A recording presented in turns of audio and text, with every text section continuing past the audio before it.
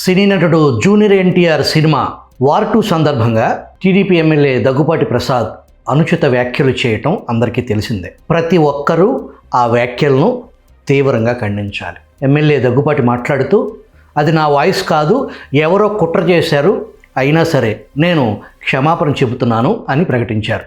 Junior ఎన్టీఆర్ని దుర్భాషలాడుతూ నేను తిట్టానని చెప్పేసి మీడియా మిత్రుడు నాకు వీడియో పెట్టడం జరిగింది. గత 10-15 రోజుల నుంచి అనంతపురం అర్బన్ రాజకీయాల్లో ఏం జరుగుతుందో అందరికీ తెలుసు. దాని కుట్రలో భాగంగానే నన్ను గిట్టని వాళ్ళు, నాకు సరిపోని వాళ్ళు ఈ వీడియో పెట్టడం జరిగింది. సదా ఎవరైనా ఎన్టీఆర్ అభిమానులు బాధపడి ఉంటే వాళ్ళని నా తరపున నేను క్షమాపణలు అడుగుతున్నాను.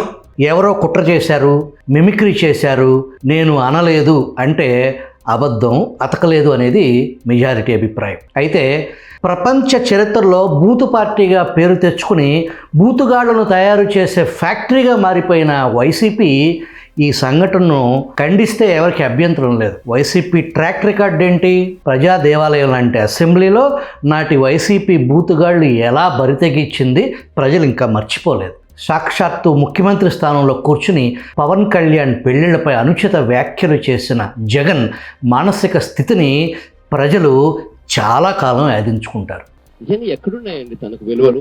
నలుగురు పిల్లలు, కొత్త కారును మార్చినట్టుగా పిల్లాన్ని మారుస్తాడు. 4 ఏళ్ళకు ఒకసారి 5 ఏళ్ళకు ఒకసారి పిల్లాన్ని మారుస్తాడు.